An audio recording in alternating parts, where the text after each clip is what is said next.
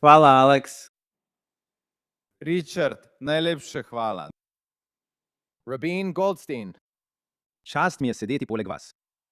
Alex mi je povedal, da so tukaj nekateri naši najbolj cenjeni gostje. Torej imam 1 minuto manj, kot sem mislil. Nadaljeval bom tam, kjer sta Silvan in Silvan končala. In kar je rekla Brooke, in najprej moram reči, da je res lepo biti tukaj med prijatelji. To je tako pomemben trenutek za Bližnji vzhod, za Izrael.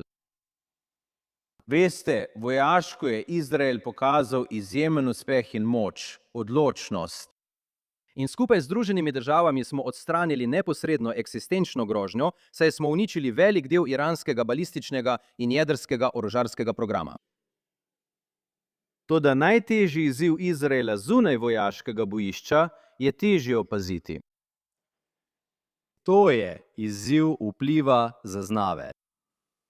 To je boj proti psihološkemu bojevanju in dezinformacijam. V nedavnem intervjuju, o katerem smo že veliko govorili in iz katerega sem danes večer dobesedno citiral, je podpredsednik Vance dejal: Menil je, da izraelska panika in izbruh zaradi ameriškega razvijajočega se memoranduma o soglasju z Islamsko republiko nekako predstavljata izraelsko nezaupanje do Amerike. Ampak mislim, da če poslušamo, kar je Silvan povedal, moramo biti zelo pozorni, ker je dr. Sebastian Gorka, eden najvišjih uradnikov v Beli hiši danes, pred približno 1 uro povedal nekaj zelo podobnega. Če preverite svoj X, In mislim, da bi morali vsi skupaj usmeriti svoj sum na našega skupnega sovražnika, Islamsko republiko in njihove teroristične posrednike, ne pa na predsednika Donalda Trumpa in Združene države. Dragi prijatelji, zadnjih 47 let smo opazovali, kako iranski režim zavaja svet. zavajali so Mednarodno agencijo za jedrsko energijo glede svojega programa jedrskega orožja, zanikali so financiranje, oskrbovanje in usmerjanje svojih morilskih terorističnih posrednikov. In hkrati so iranski voditelji od Homeinija do Ahmadinejada, ki ju ni več med nami, do Hameneja, ki ga ni več med nami, v perzijščini razglašali namene režima, da uniči Izrael. V iskanju radikalnega šiitskega Mahdija, Mesije. Prevara Irana je del njegove celotne strategije džihadske vojne. In niso sami. Sovražniki Zahoda in Izraela bijejo bitko za srce in misli, za pripovedi, za legitimnost, za dejansko preoblikovanje same resničnosti. Danes in že desetletja prej je bil Izrael obrekovan kot kolonialen, apartheidski, rasističen in genociden, celo prikazan kot nelegitimna in nezakonita država. In ta lažna pripoved, dragi prijatelji, izraelska obramba se imenuje agresija, njen obstanek se imenuje prevlada, njena varnost pa zatiranje. To, da ideološki in politični napad na judovsko državo in judovsko ljudstvo je zlitje islamizma, radikalne levice in skrajne desnice. Danes se to povečuje in presenetljivo v Združenih državah Amerike rdeči, zeleni in rjavi napad. To ni zavezništvo. To je vzporeden napad združenih interesov na edino nacionalno državo judovskega ljudstva. Njihov skupni cilj je uničenje Izraela in razgradnja cionističnega projekta, ki je del širšega projekta proti zahodni civilizaciji in vplivu. Korenine tega globalnega napada segajo generacije nazaj in se raztezajo od Bližnjega vzhoda do Zahoda. Pred skoraj 100 leti, mislim, da se vsi v tej sobi, ali večina nas, spomnimo Hadž Amina al-Husejnija, prvega velikega muftija Jeruzalema, tesnega zaveznika Hitlerja in nacistov. On je postavil ideološke temelje sodobnega političnega vojskovanja proti judovski suverenosti v Izraelu. V arabskem radijskem prenosu iz Berlina leta 1944 je izjavil: Ubijajte Jude, kjerkoli jih najdete. Pozival je k bombardiranju Tel Aviva in k izvedbi končne rešitve za Jude v sveti deželi. Njegovo eliminacionistično ideologijo je delil tudi politični islamizem muslimanske bratovščine, ustanovljene leta 1928. In skozi 20. stoletje sta Sovjetska zveza in Kitajska komunistična partija izkoristili palestinsko vprašanje, ga spremenili iz vprašanja beguncev v gibanje za osvoboditev tretjega sveta. Simbol in ljubljenec svetovne skrajne levice. Izrael je bil prikazan kot skrajni primer zahodnega kolonializma, imperializma in zatiranja. In ideja tukaj je bila spodkopati Izrael in oslabiti Združene države.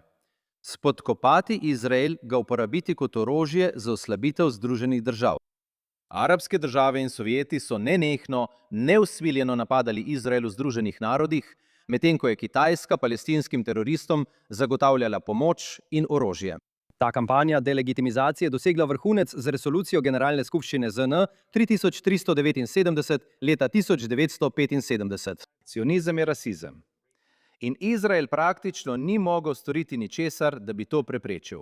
Ta rezolucija je v tistem trenutku postala osrednje načelo današnjega zavračanja Izraela in je po moji oceni tlakovala neposredno pot do invazije in množičnega umora 7. oktobra. Ta rdeče-zelena ofenziva se je nadaljevala z islamsko revolucijo v Iranu leta 1979. Ajatola Homeini se je povezal z iranskimi komunisti, PLO in Sovjeti. Iranski režim je nato izvedel čistko med svojimi socialističnimi tovariši in postal najnevarnejši državni podpornik terorizma na svetu ter razvijal najnevarnejše orožje na svetu. Islamisti od Ajatol do Osame bin Ladna do Hamasa so se naučili nagovarjati Zahod z uporabo progresivnega jezika, človekovih pravic in antiimperializma. Bin Laden je skupaj napadel Ameriko in Izrael kot cionistično križarsko zavezništvo. Se spomniš njegovega pisma Ameriki, ki je prišlo le nekaj mesecev po grozodejstvih 11. septembra? Trdil je, da bo zahodno posredovanje v muslimanskem svetu vodilo v večen džihad. In po 7. oktobru je Bin Ladenovo pismo Ameriki novembra 2023 postalo senzacija na TikToku. Njegovo sporočilo o neintervencionizmu je odmevalo med mladimi Američani, so spremljali vojno med Izraelom in Hamasom v Gazi. Zdaj pa nekaj, tukaj je novica. Danes je dr. Erwin Mansdorf, višji znanstvenik in sodelavec Jeruzalemskega centra za varnost in zunanje zadeve, objavil anketo, ki jo lahko najdete na jcf.org. Poslušajte to. Manj kot 50% Američanov pravi, da je Iran, iranski režim, sovražnik Združenih držav. Manj kot 50% vprašanih Američanov pravi, da je Iran sovražnik Združenih držav. Le 60% vprašanih pa meni, da je bil 11. september povezan z radikalnim islamom. In ta raven nevednosti je razlog, zakaj se trenutno počutimo nekoliko zaskrbljene. Rdeči, zeleni in zdaj rjavi narativni napad na Izrael je vstopila v glavni tok zahodnega diskurza. In ker sem se pravkar pred šabatom vrnil iz New Yorka in imel čas sodelovati na paradi Salute Izrael, ki jo je newyorški župan, ki podpira Hamas, in njegova žena Zuhair Mamdani pravkar poimenoval AIPAC, pošasti. Medtem ko je njegova promotorka kampanje, palestinsko-ameriška aktivistka, ki podpira Hamas, Linda Sarsour, dejala, da bo očistila ameriško politiko s promocijo demokratičnih socialistov in predvsem islamistov, ki zagovarjajo svobodno Palestino. Od reke do morja. Sarsurina sodelavka in palestinsko-ameriška aktivistka Nerdin Kaswani z pravne fakultete SUNY, se spomnite z X, vzklikala je: "Hočemo vse", s čimer je mislila na državo Izrael. Kaj nam to pove? Tako kot je to storila intifada leta 2001 in celo Izrael je v 90. letih pristal na mirovne načrte iz Osla, kakšen je bil rezultat? Intifado so globalizirali. Ta pripoved je bila vtisnjena v misli Zahoda. In v Oslu pred več kot 30 leti, natančneje pred 33 leti, je Izrael padel v past pogajanj z džihadistično teroristično organizacijo, palestinsko upravo in Fatahom, ki sta bila odločena za naše uničenje. Bili smo prepričani, da lahko preoblikujemo DNK PLO-ja in ga spremenimo v neko zmerno telo, imenovano palestinska uprava. Katastrofalna napaka, iz katere smo se nekaj naučili. To lekcijo zdaj uresničujemo. Kmalu bomo pod pritiskom tudi strani dragih prijateljev. In predlaga vam, da bodo Združene države in Evropejci, kot je omenil Brook, skušali vzpostaviti še eno teroristično islamistično palestinsko državo, kar bo bližnjica do naslednjega 7. oktobra in po našem mnenju tega nobena izraelska vlada ne bo dovolila. Kje nas torej danes puščata sporazum iz Osla in umik iz Gaze? Teror 7. oktober, globalna izključitev, izolacija in zanikanje. Palestinska uprava in Hamas sta obrnila našo legitimnost na glavo, rezultat pa je bila popolna izključitev. Kampanja, imenovana BDS, Združeni narodi nas enačijo s teroristi, obtožbe genocida na Mednarodnem kazenskem sodišču in Meddržavnem sodišču, tako imenovane organizacije za človekove pravice vsak mesec izdajajo poročila proti Izraelu, pristaši Hamasa pa demonstrirajo na univerzah in ulicah po vsem svetu.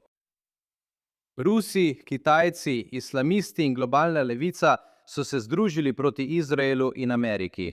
Politično, diplomatsko vojskovanje, pravno vojskovanje, psihološko vojskovanje, medijske izkrivljanja, to je 8. fronta, o kateri smo nocoj slišali.